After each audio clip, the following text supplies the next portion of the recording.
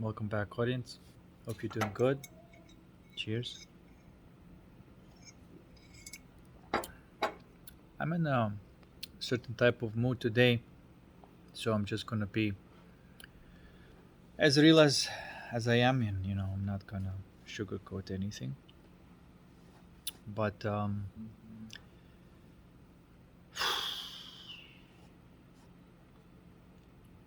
I want to talk about gamifying life. This idea of gamifying life. I don't know about you, but the more I see what's going on, um, the more this perspective of us being in a simulate simulation reality, uh, video game simulation reality, if you will.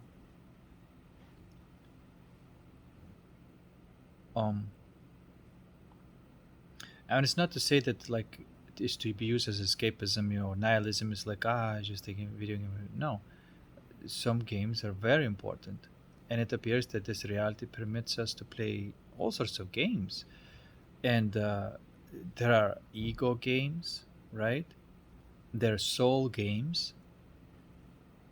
Um, there are certain types of ego games. There are certain types of soul games, and it seems like there's a, a, almost like a tree uh, of all sorts of possible games that one can play in the ego world, and it's also the same way. So it's almost like a tree that's also possible games that can be played in a soul world, and sometimes they sort of like almost uh, uh, like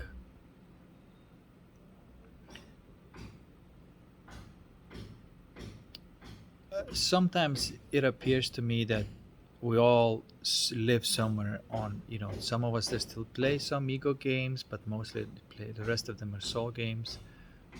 Some of us play more ego games, very little soul games, and I think that's more like a just view of what's going on, rather than, for example, condemning person to say like, well, that person is playing this game dirty, ego game, so it's a kind of complete NPC. But that NPC may have a moments of awareness for whatever reason, and you can have these play these soul games as well. So we're all like somewhere on the spectrum, I think.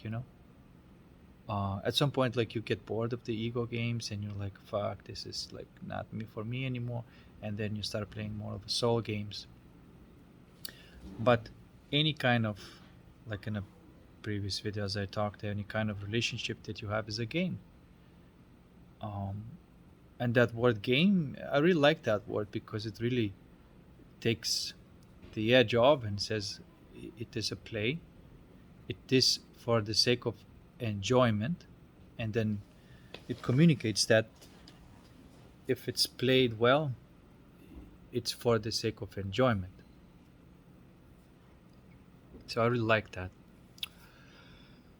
And sometimes, shit doesn't work out as planned, and you get um, your ass handed to you on a silver platter to examine again and revisit again and play it better next time.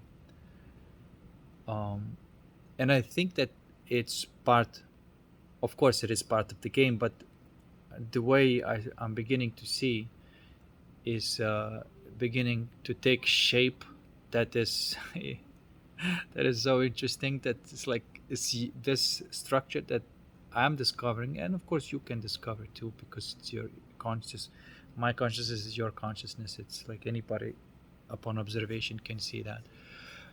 But the video games uses certain type of concepts that at first, on the first look, it would be like, oh, it's just the way the video games work, and what is valuable in a video game, they have to come up with all these concepts that are valuable in a video game, right? But life is structured exactly the same, and I don't think it's a coincidence. uh, Even the creators of these video games may not really necessarily be aware of what they're doing, but they are doing something very interesting. And that brings me to the structure of this game.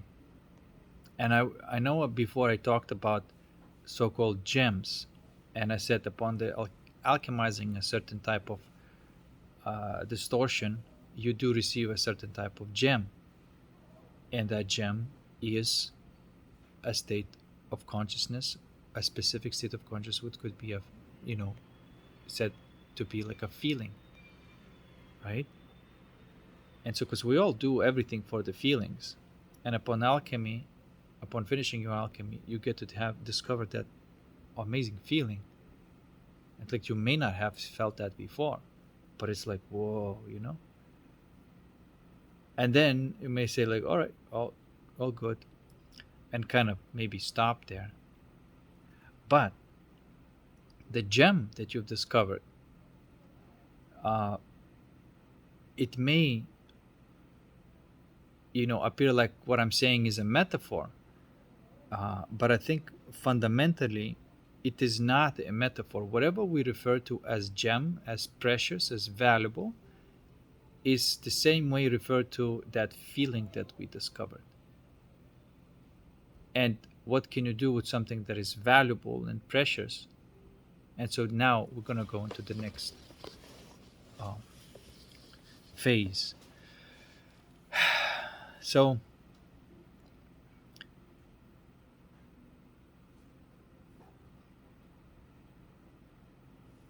I'm going to go about this in circles, and so every time I go into, hopefully you're going to get more and more clear about this.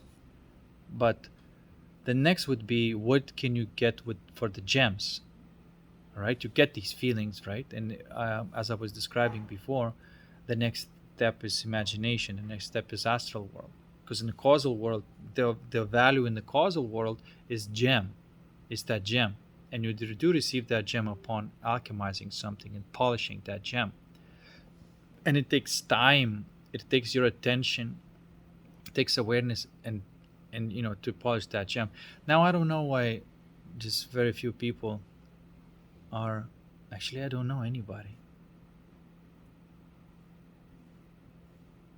but I'm sure that if you've done any kind of alchemy, if you've faced any kind of distortion that it was appearing here, and you tune to it correctly, what you've experienced is that it takes time, right?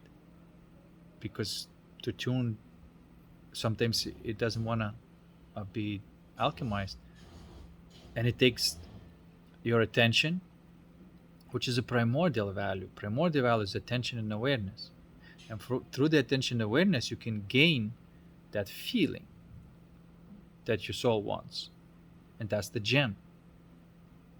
And this is why I said like everything starts with the alchemy, right? You discover these gems because that's what your soul wants. It wants to have access to these gems, because these are gems that are feelings, right?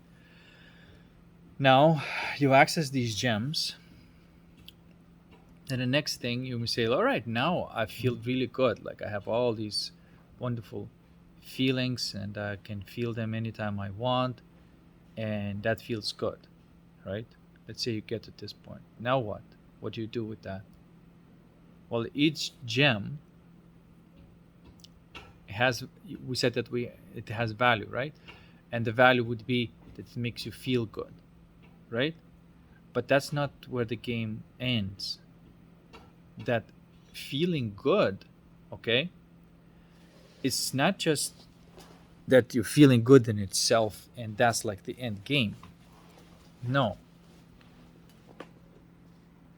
It's interesting how the word germ and gem are similar. But what happens next is fascinating.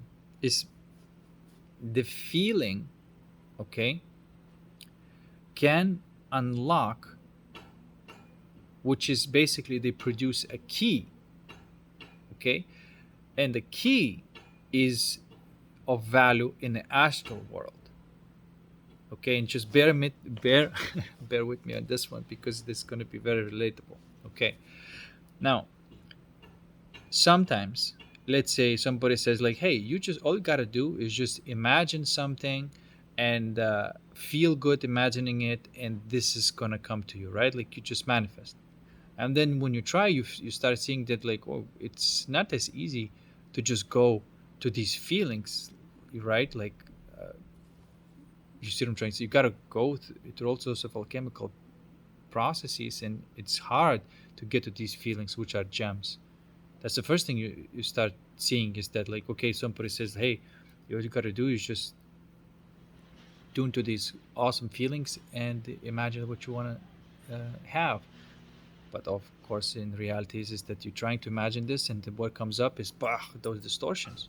Okay, so what's going on, presumably, that moment, is that you are trying to open a door in the astral world.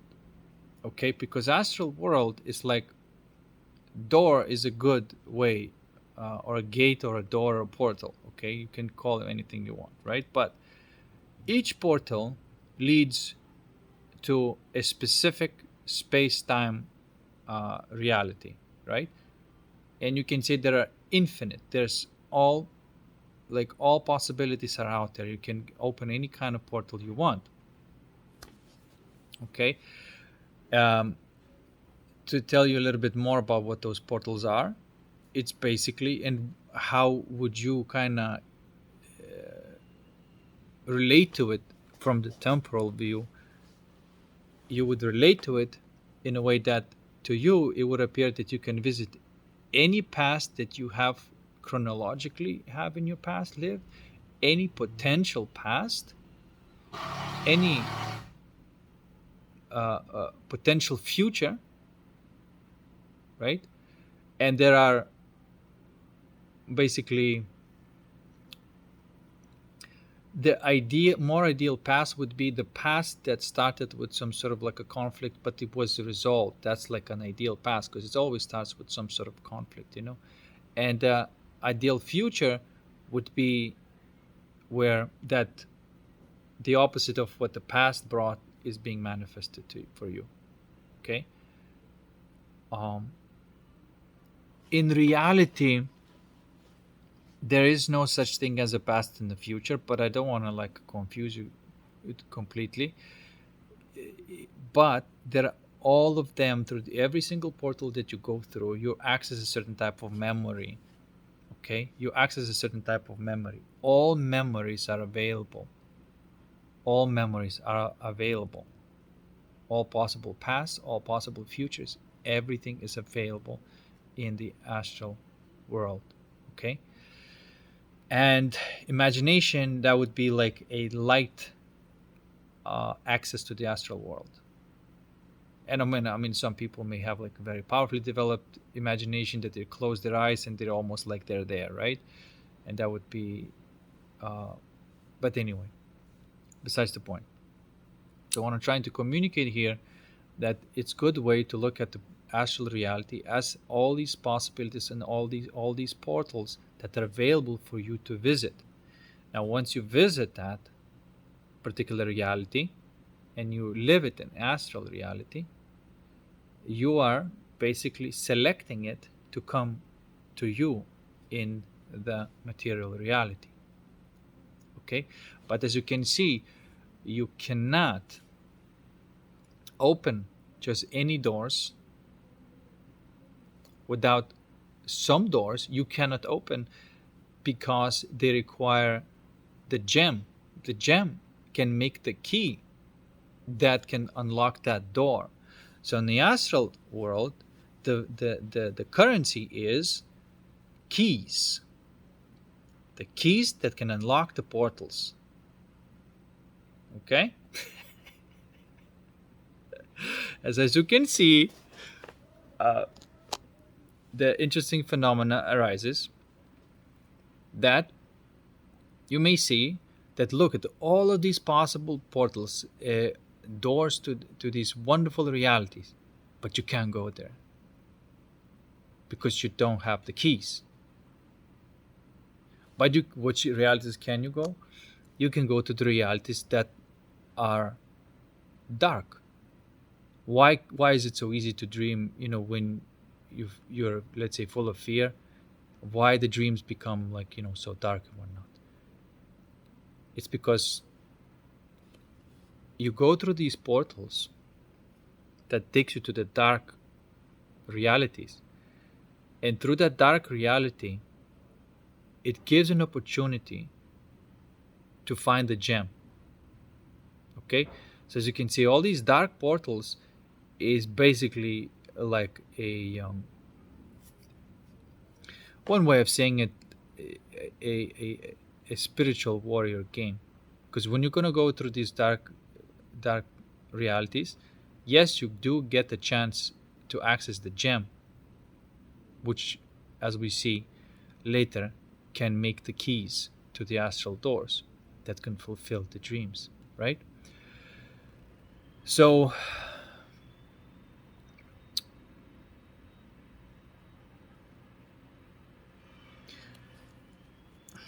damn, this is just insane. But yeah, and you go in, and of course, all sorts of uh, mythological descriptions of that is like, diving into abyss and whatnot. And like I said, there are like four types of deluges, and therefore there's four types of quote unquote catastrophes where you can actually face them and acquire those gems. Okay, so it has a purpose. It has a purpose. And anyway, you would not be able to get it through these amazing doors without the keys anyway, right? Actually, you could, but somebody has to have the key. And I'm not saying that everybody are like, approaching this way that I'm describing, as in going to the dark places looking for these gems. That's very hardcore. And just because the consciousness is structured like this, I don't think that everybody, uh, are doing this. I don't think so.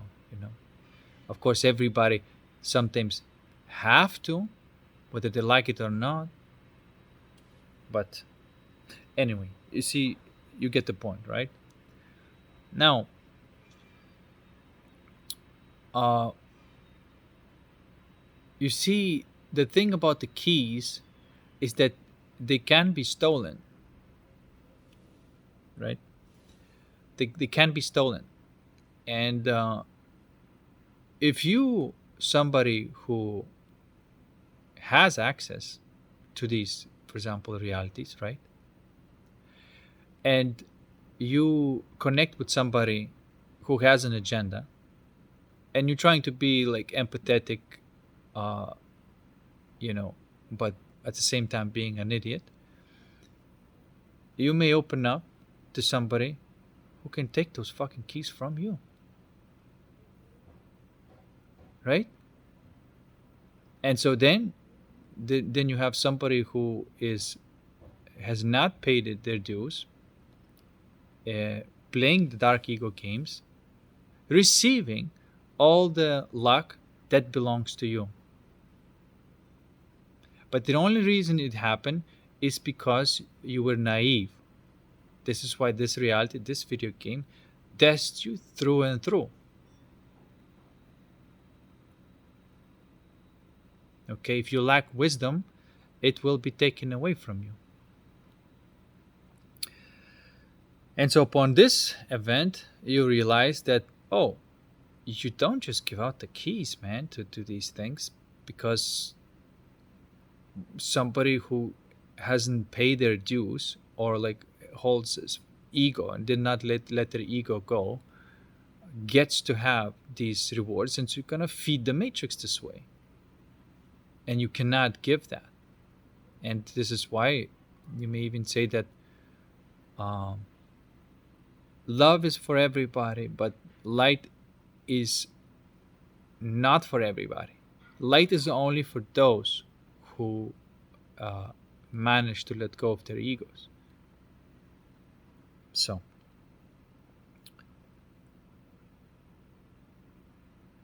and life always brings to these people who like still have like some darkness within them to let go of that, right? And it's usually, for example, I have to say that one of the strongest ones is like falling in love.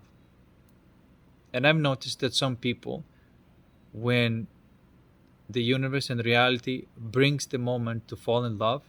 They are very afraid of it, and they still want to get all these perks, but they don't want to fall in love. So I want to get all of these perks of love, but I don't want to fall in love. And so that's like where somebody plays the dark game, the ego game, um, and it's very nasty game indeed,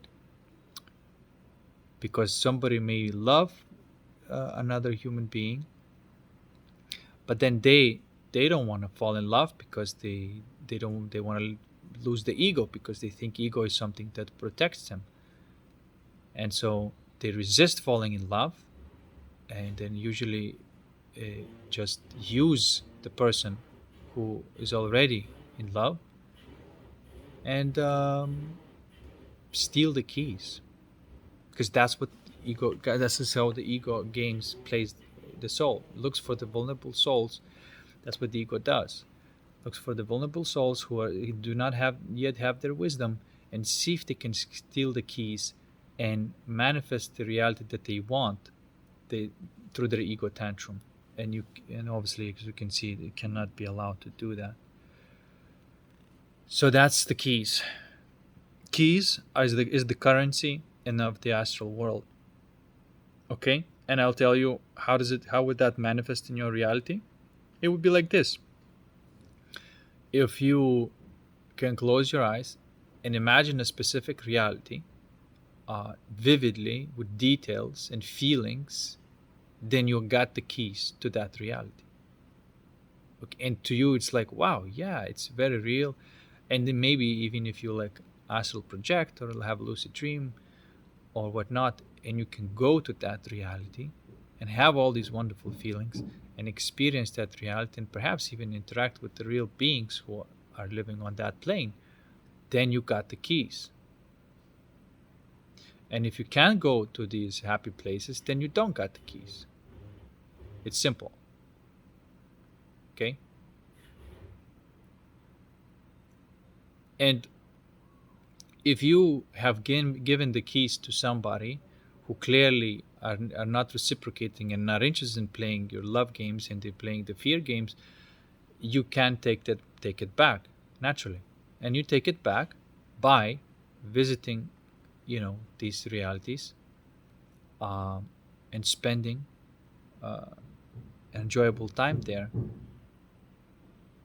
regardless of that connection that you had. And that's it. And you take these keys away, and you got to take the keys away from, you don't give the keys to your car to a 4-year old, right? And that's the reason you don't give the keys to an immature soul the same way. Okay, so now look at this. By unlocking that possible reality in the astral world, and that's usually just living it in the astral reality. Usually, it's not dreaming about it. You actually are that, and it's like a direct experience, and that's the difference. I think Neville Goddard was talking about living from it, not uh, uh, of it, but from it. And yeah, and that's the difference, that you actually are experiencing it.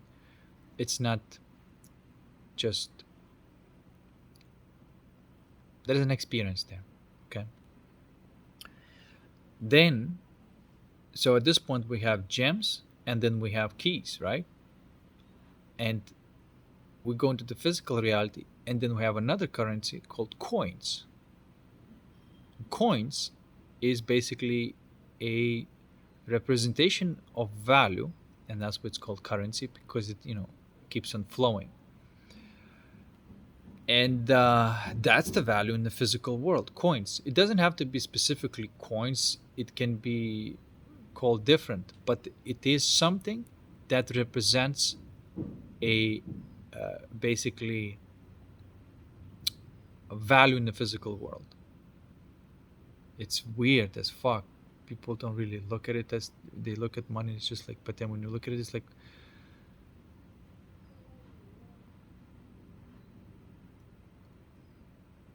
okay, without going too much into it.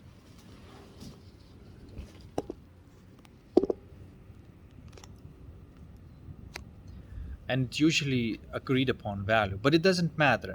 That type of currency you gain in the physical world after, as you can see, through you creating the value in the soul, creating the value in the mind, and then it comes to you in the physical.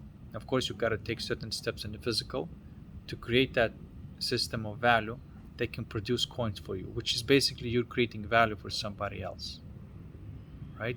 And so the coins come in, and with these coins, you can arrange your physical reality the way you want. And so there's a freedom in the physical reality because of these coins. But you can have the freedom in the physical reality because of the coins, but you can have no freedom because you got no keys to the astral uh, realities, which means you can't make that reality different or better, and you got no keys or gems in the causal reality, which means that even though you got the coins, you don't got the feelings. um, you can travel anywhere you want, but you still feel just as bad, or perhaps momentary, dopamine hits, because you got no feelings. This is why to me traveling is amazing. I love traveling, but I love traveling with the feelings. Because it carries the meaning. Uh, because if you just travel from one place to another, but you got no feelings, it's just pictures moving around you. It doesn't have that much value to me. Just, and even you can say, like, well, I've been there. So fucking what? How did you feel about it? That's the important part. So anyway, that's my little take of gamifying life. I don't know if I'm communicated this well enough. But the message of this story is that there are storages of value, and in the soul, I call them gems. In the mind, I call them keys, and in the body, I call them coins.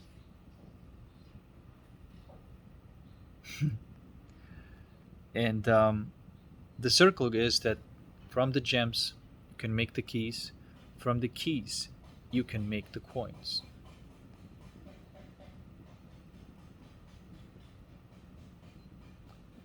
But you cannot make the gems from the coins. That's interesting thing.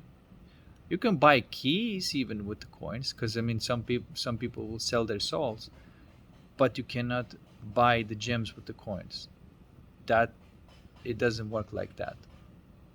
The only way you get gems is, I mean, coins is not going to help you, but the only way you get gems is uh, attention and awareness, alchemy and devotion. That's the only way you get. And so the gems can be mined through that primordial white light and that void, because that what distills that crap, that shit, which you had to distill it until the gem arises. So you had to uh, employ attention and awareness, a lot of time and energy and focus, in order to distill that gem from that crap, from all the coal, right? And so that's how you mine for these gems. See, even video games like Minecraft, it's about like mining for gems, right? And you got the gems, you got the keys, got the gems, it's all value, and everybody's playing this game of life, but I'm not sure that they're aware of what kind of game it is being played. Some they just see coins equals value, and then they just play that level game. But it's not as simple.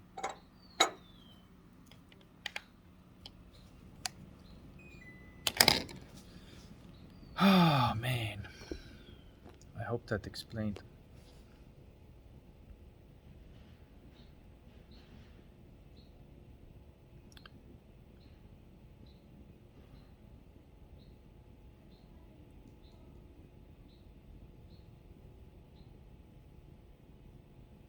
Yeah, and the way I see it is that, as I mentioned before, there is definitely an enemy, but it's not a physical, even though the physical can be manifested as such. But there's definitely an enemy, um, and only wisdom can overcome that enemy. Like I said before, only wisdom can overcome that enemy. Without wisdom, love is not sustainable. And wisdom is not a walk in the park thing. It's somebody who had to alchemize something which is the the has the highest value in the universe. Those gems has the highest value in uh, in the world of soul. Uh, and I had to say that, okay, you can say, well, the philosopher's stone has the highest value because you can mine for these gems, which is that, you know, primordial energy. Yeah, but only the gems can be used to create an enjoyable experience. This is why the yes, the philosopher's stone is the highest value, but it's actually you can't do anything with it except just feel bliss. There's nothing you can't do anything. You can't, but you from there you gotta create the gems out of which you can actually do something. You can create something out of it. So, in a semi-temporal reality. Oh no, no, man. People may be watching this and thinking like, "What the hell is he talking about?" Oh my gosh. Maybe I can record it in a more relatable way. Peace. See you next one.